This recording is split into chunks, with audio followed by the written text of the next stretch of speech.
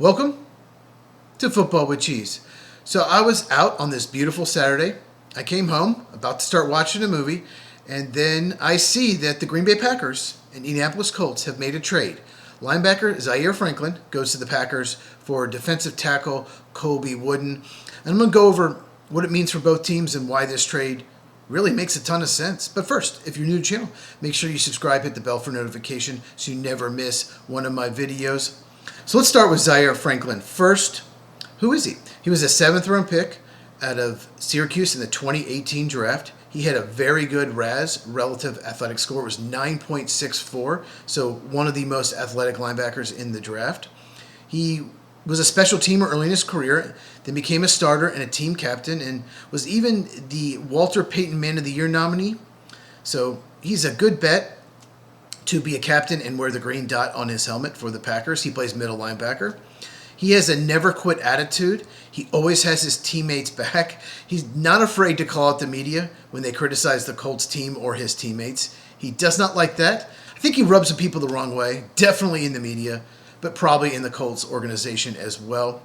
He was a Pro Bowler in 2024. It was his best season by far. He was also second team All-Pro, and he finished 17th in Defensive Player of the Year.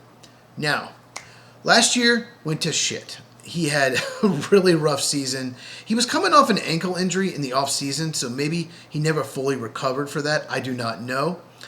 He struggled in coverage. PFF even said he missed 21 tackles, which is a really high amount. So what the Packers are hoping is they get something closer to the 2024 version, or maybe somewhere in between. But the good news is he has no guaranteed money left on his contract. So if for some reason they have to cut him this year before the season, unlikely, they would save $7 million, zero dead cap hit. And next year, if they decide to move on, zero dead cap hit would save $9 million. So not much of a risk at all. They are paying him a lot more than the Colts are paying Colby Wooden. And the Colts just were ready to move on. They were either going to release him or trade him. So at least they get something back.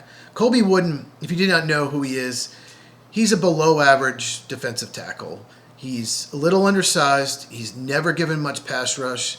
So he's got to be a good run defender. He actually got off to a good start, maybe the first 5 or 6 games, but really fell off as the season went on. And just like a lot of Packer defenders, once Micah Parsons got hurt, he was pretty terrible. Like down the stretch, Colby Wooden was getting pushed off the ball very easily. Looking at the defensive tackles on the Arizona Cardinals, that's where Jonathan Gannon, the new defensive coordinator, came from. I just don't think he's a good fit. So I think they were going to move on from Wooden anyway, so why not get something out of it, including a starting middle linebacker? And the Packers likely overhauling the defensive tackle position anyway. Devontae Wyatt, I think, is a good fit in Jonathan Gannon's defense, but a lot of the other guys on the team probably are not. And defensive tackle was already in need, but the good news is it's a really good interior defensive line draft, especially at nose tackle. So more than likely they'll draft a couple defensive linemen.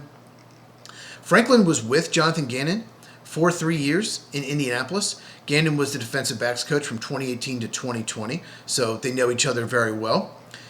Franklin replaces Quay Walker, who, if you believe the rumor, is going to command between $13 and $15 million a year.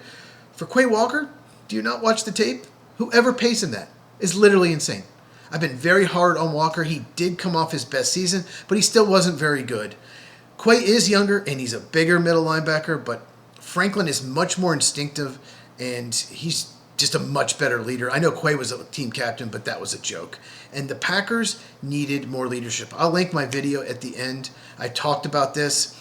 The Packers have a leadership problem in the locker room. Head coach as well, but they need more players like Zaire Franklin. They need a couple more. Go get Calais Campbell as well.